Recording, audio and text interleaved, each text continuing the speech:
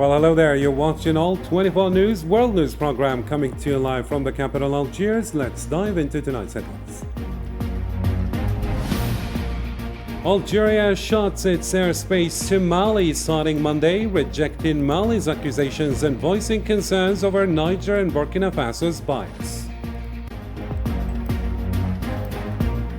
And in Gaza, Zionist airstrikes killed dozens, sparking calls for an international inquiry into the paramedic massacre, while West Bank cities hold a general strike in solidarity. Coming up as well, in Morocco, a night vigil against normalization gains momentum, with professors launching a committee to counter the infiltration of education and the Makhzen's role in Palestinian genocide. Also in our news, markets wobble amid fears of a major collapse due to U.S. tariffs. Trump brushes off the concerns, calling China the greatest exploiter, while the EU unveils a new plan and 50 other countries rush to negotiate. Stay tuned, full details coming up next.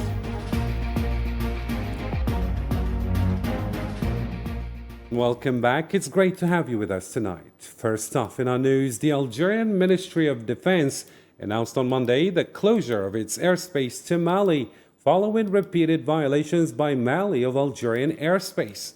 The decision, effective immediately, halts its air traffic to and from Mali. In a related development, the Algerian Foreign Ministry expressed dissatisfaction with a statement issued by Mali's transitional government and the Council of Heads of State of the Sahel Union. Algeria condemned the accusations as both serious and false, dismissing them as a desperate attempt to distract from the failure of Mali's coup project. The Algerian government took note with great dismay of the statement issued by the transitional government in Mali, as well as the statement issued by the Council of Heads of State of the Sahel region. In its statement, the transitional government in Mali made serious accusations against Algeria. These false statements represent nothing but miserable and desperate attempts to divert attention from the abject failure of the coup project that is still ongoing and which has plunged Mali into a cycle of insecurity, instability, devastation, and deprivation. Similarly, the Algerian Ministry of Foreign Affairs reaffirmed that Algeria's credibility, commitment, and determination to combat terrorism need no justification nor any evidence for that matter. In its statement, Algeria dismissed the Malian government's allegations of a link between Algeria and terrorism as so lacking in seriousness that they do not even deserve attention nor any response. The Malian government's desperate allegations regarding a link between Algeria and terrorism are so lacking in seriousness that they do not warrant attention or response. Algeria's credibility, commitment, and determination to combat terrorism do not need any justification or evidence. On the other hand, the first and most serious threat facing Mali today is the inability of the coup leaders to truly and effectively confront terrorism to the point of entrusting this to mercenaries, from whom the African continent has long suffered throughout its modern history. And on the same occasion, the Algerian government expressed deep regret over the ill-considered bias shown by Niger and Burkina Faso in favor of Mali's flimsy arguments. In a statement, the Algerian Foreign Ministry condemned and rejected the shameful and unjustified language used against Algeria. Furthermore, Algeria announced that it was forced to implement the principle of reciprocity by recalling its ambassadors to Mali and Niger for consultations. The ministry also confirmed the postponement of the duties of Algeria's new ambassador to Burkina Faso.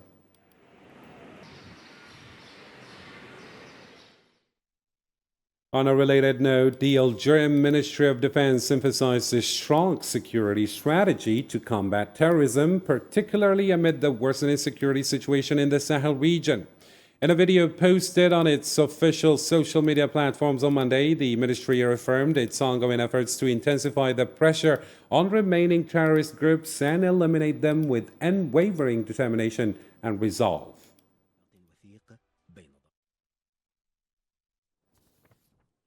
Moving on to a different development, Algeria's permanent representative to the United Nations called for accountability from parties violating ceasefires in conflict zones. Speaking at a Security Council session on UN peacekeeping missions, Benjama emphasized the need to adapt these missions to current realities. He stressed the importance of monitoring field conditions, including ceasefire enforcement, and urged the international community to take a stronger stance against violations, particularly in buffer zones. Despite years of monitoring a ceasefire comes with responsibility and with significant challenges for the parties to the conflict and for the international community. In many cases, the Council has been briefed on flagrant violations of ceasefire in accordance with the mission mandate. However, the reporting of these violations is usually followed by a concerning inaction to hold the perpetrators accountable. And on the same very occasion, Benjama also emphasized the critical need for security coordination and the formation of partnerships between UN peacekeeping missions and regional organizations. He highlighted that such collaboration would significantly enhance the effectiveness of efforts in addressing security challenges. Let's take a listen. Moving towards efficiency and addressing the challenge of adaptation require stronger partnerships with regional actors. The role of regional organizations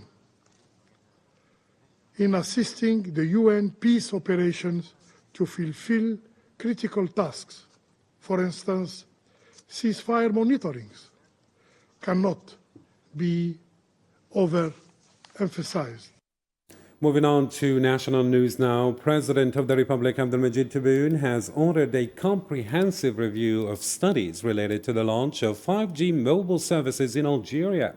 During a cabinet meeting, Abdelmajid Tebboune emphasized that the launch must meet all technological and financial standards to boost both the economy and service quality for citizens. The president also underscored the significance of the General Agriculture Census, stressing its key role in modernizing the sector and ensuring food security. He directed as well the Minister of Agriculture to carefully analyze the data, focusing on national agricultural products, livestock distribution, irrigation progress, and the number of fruit trees, particularly olives and palms.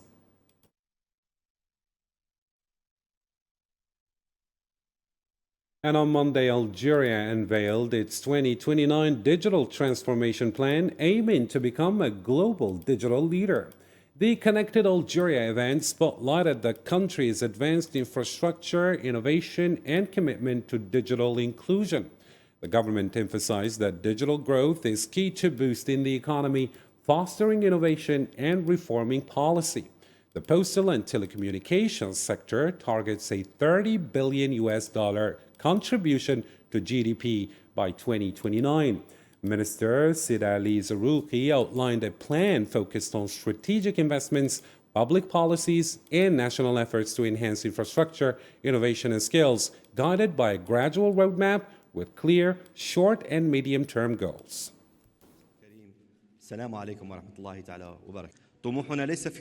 Our ambition is not only intellectual, but also economic, digital, clear, and precise. Through this, we aim to develop artificial intelligence, infrastructure, and digital skills to contribute around $30 billion to the national GDP by 2029. This is not just a number, but a predictable result of a series of programs that combine investment, policy, and the mobilization of national capabilities. Shifting to the Middle East now, in Gaza, a wave of deadly Zionist airstrikes has left dozens dead and wounded across multiple cities. In central Gaza's Deir el-Bala, at least 11 people were killed after Zionist artillery hit 3 homes at dawn. Rescue teams are still digging through the rubble, searching for the missing. Further north, airstrikes on Gaza City and surrounding areas killed at least 13 people, among them a doctor and several civilians gathered in a Zaytun and a Nasser neighborhoods. In Jabalia, 4 more lives were lost in heavy shelling. And in Khan Yunis, in the south, the toll continues to rise. 6 killed, including 2 women, and over 24 injured when a home was hit in the city center. Another 7 were reported dead after a strike on a food distribution center.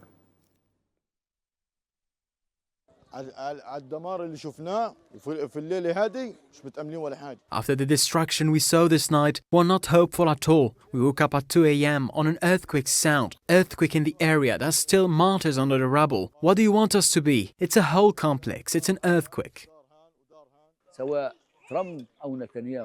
Trump or Netanyahu, they're both 2 sides of one coin. 2 sides of one coin. We do not differentiate. Delusional is who thinks that Americans are. They're the real face of criminality, the true face of killing. They kill children and destroy houses over their residents. Our houses were hit, so we came here as displaced, and they hit us here as well. Where do we go? If there is no safety here, in our houses, there is no safety.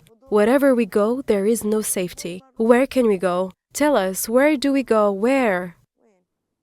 Meanwhile, the Palestinian Ministry of Health reports that in just 24 hours, 57 more people were killed and 137 wounded across the Strip.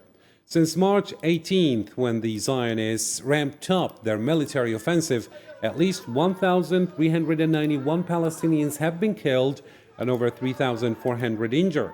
That brings up the overall death toll since the war began to more than 50,750 dead, with 115,000 wounded, and the numbers are still on the rise as we speak.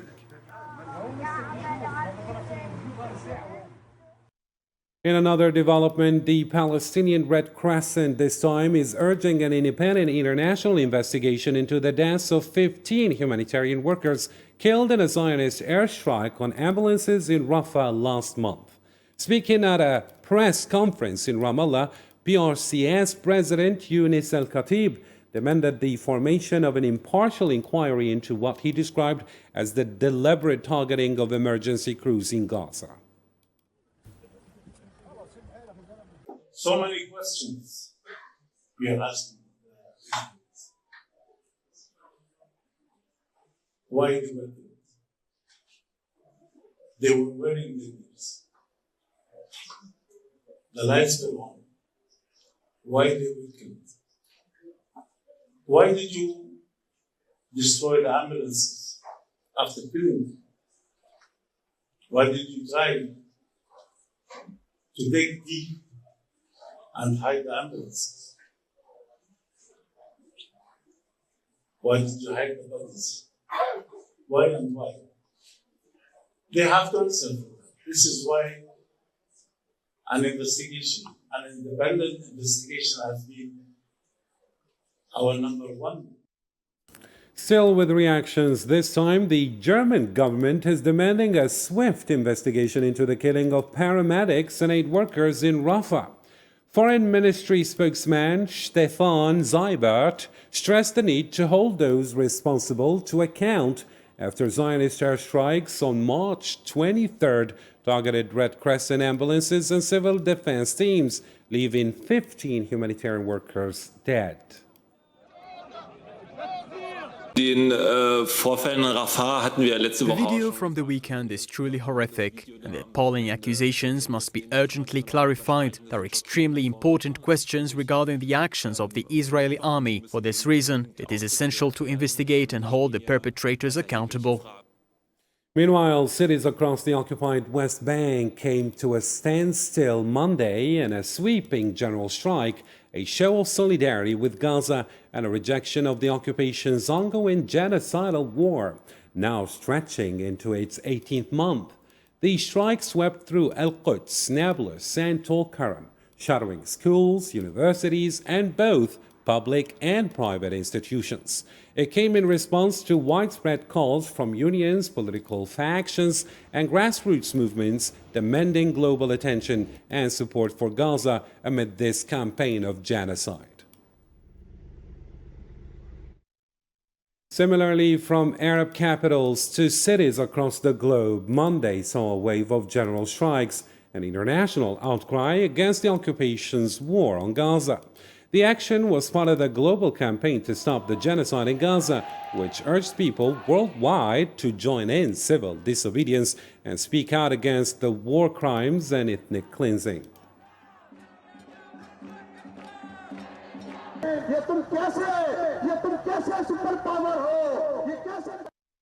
To other regional news now. In the coastal city of Asila, northwest Morocco, hundreds took to the streets overnight Sunday into Monday, renewing their rejection of the Mahsen regime's normalization with the Zionist entity. Chants echoed in solidarity with Palestine as protesters called for an end to ties with the occupation and voiced strong support for Palestinian resistance.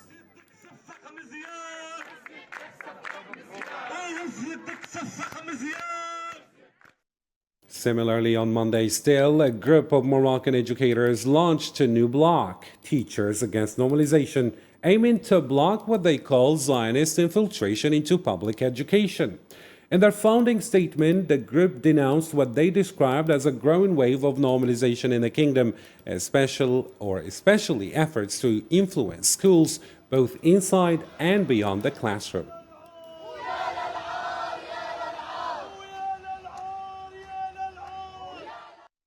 On a related note, pro-Palestinian groups in Morocco are accusing the Mahsen regime of aiding the Zionist war effort in Gaza.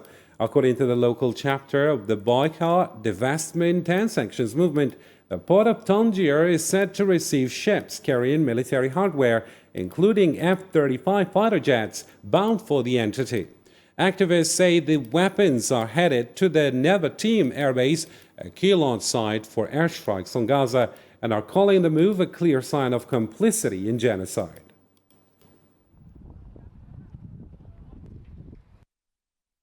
The Tangier Med port continues to receive ships from the company Maersk, involved in transporting military equipment to the army of the occupation since last November. This time, it is expected that the port will facilitate the arrival of a new shipment containing parts for F-35 fighter jets to the Nevatim Zionist base, which is the command center of the Air Force that bombs Gaza daily with genocidal airstrikes. And as you followed in our headlines, global markets are reeling. European stocks, are in free fall after President Trump's latest tariff announcement sent shockwaves across the financial world. From Frankfurt to Paris, all major sectors are taking a blow, with investors bracing for what some fear could be a full-blown market meltdown. Here is Yasin Rikti with the report. Global markets are reeling following US President Donald Trump's announcement of sweeping new tariffs. European stocks are plummeting and major sectors are suffering heavy losses amid fears of an impending collapse. The European Stoxx 600 index fell 6% just minutes after trading opened this week. Trump, however, seems unfazed, calling the tariffs a necessary move to address what he deems an economic imbalance. In an interview aboard Air Force One, he downplayed the global market repercussions, describing China as the biggest exploiter in global trade. What's going to happen with the market, I can't tell you, but I can tell you our country has gotten a lot stronger. And eventually, it'll be a country like no other. It'll be the most dominant country economically in the world. Despite mounting pressure, Trump doubled down, threatening to raise tariffs on Chinese goods to 50% unless Beijing backs down on its own retaliatory tariffs. There's no inflation and custom duties are generating billions of dollars, even though China, the largest exploiter of all, raised its tariffs by 34%, Yakin ignored my warning not to let exploiting countries retaliate. The fallout continues, with over 50 countries reaching out to the White House for negotiations, acknowledging they too will bear the brunt of these tariffs. Meanwhile, European Commission President Ursula von der Leyen has offered a complete exemption for industrial goods in exchange for a favorable trade deal with the US. And this is a major turning point for the United States. Nonetheless, we stand ready to negotiate with the United States. Indeed, we have offered 0 for 0 tariffs for industrial goods, as we have successfully done with many other trading partners, because Europe is always ready for a good deal, so we keep it on the table. However, Canada has filed a complaint with the World Trade Organization over auto import tariffs, while the Kremlin accused Washington of destabilizing global oil markets, causing price fluctuations. China, for its part, condemned the tariffs as exploitative and harmful to the global economy. The Chinese government has made its position clear regarding the U.S. abuse of tariffs. The United States, under various pretexts, has imposed tariffs on all its trading partners, including China, which severely infringes upon the legitimate rights and interests of other countries, seriously violates the rules of the World Trade Organization, gravely undermines the rules-based multilateral trading system. As markets struggle and diplomatic tensions rise, the global economy braces for more uncertainty. Trump's tariff strategy has sent shockwaves, and only time will tell how the world will respond. To another topical development, tensions in Ukraine escalated on Monday as Russian forces captured the strategic town of Katerinivka in Donetsk, where Russia faced relentless strikes on energy infrastructure. Despite talks of a potential ceasefire, both sides remain entrenched and peace seems increasingly distant. Zara Ferjani reports now.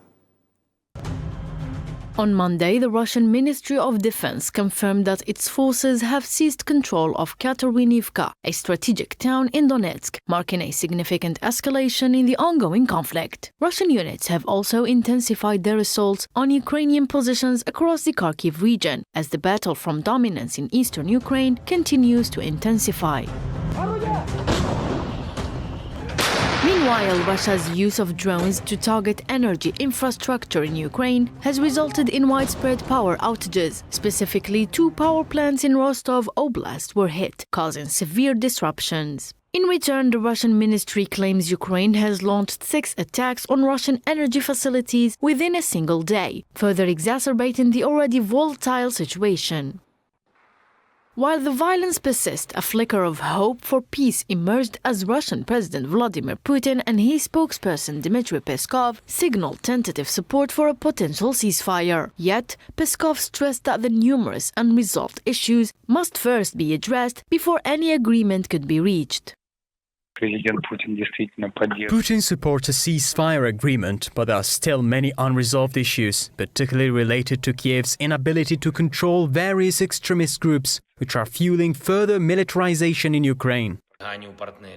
On the other side of the front lines, Ukrainian President Volodymyr Zelensky accused Russia of deliberately prolonging the conflict. He argues that Russia's relentless attacks, particularly targeting civilian centers, have sabotaged any meaningful steps towards peace. The missiles fired from the Black Sea were among the weapons used in today's attack. Our allies know which ships and parts of the sea these attacks originated from. This is one of the reasons why Russia avoids diplomacy. They want the option to continue attacking our cities and ports from the sea. In a bid to fortify Ukraine's defense, Zelensky called for an immediate increase in the production of air defense systems and missile technology within Ukraine, seeking to bolster its capacity to defend against Russia's unyielding offensive.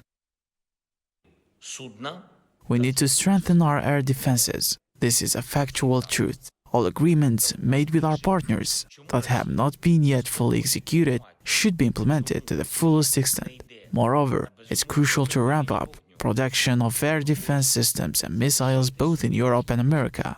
As the conflict drags on, the prospect of a ceasefire seems ever more distant. Both sides remain entrenched in their positions, and despite diplomatic exchanges, no clear resolution appears imminent. The war shows no signs of easing, and the world waits as these bitterly entrenched adversaries continue their deadly stalemate. And finally, it's time to catch up on other topical news stories in the News in Brief. Let's follow.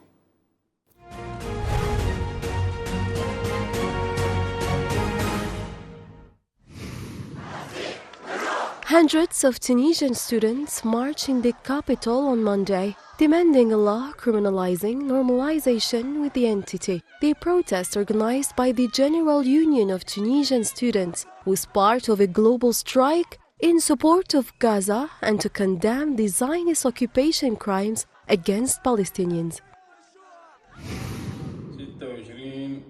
Khartoum authorities have reopened all bridges linking the capital cities after the withdrawal of rapid support forces. The move is part of efforts to restore normalcy after clashes between the army and the RSF, with security measures in place to ensure the safe return of displaced people.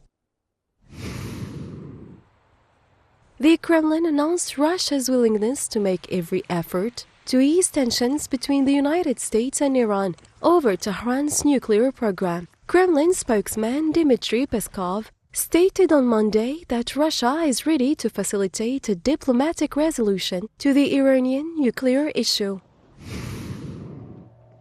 World number 1 Norwegian chess player Magnus kicked off the freestyle chess Grand Slam taking place in Paris against Indian chess player Vedit Gurjarti from April 7th to 14th. 12 of the world's leading grandmasters will compete for a $750,000 prize pool, with the $200,000 awarded to the champion, in a format that organizers hope will redefine elite chess tournaments. We want to understand how the synapses are firing in every... The end of our program. Thank you for watching, and bye-bye for now.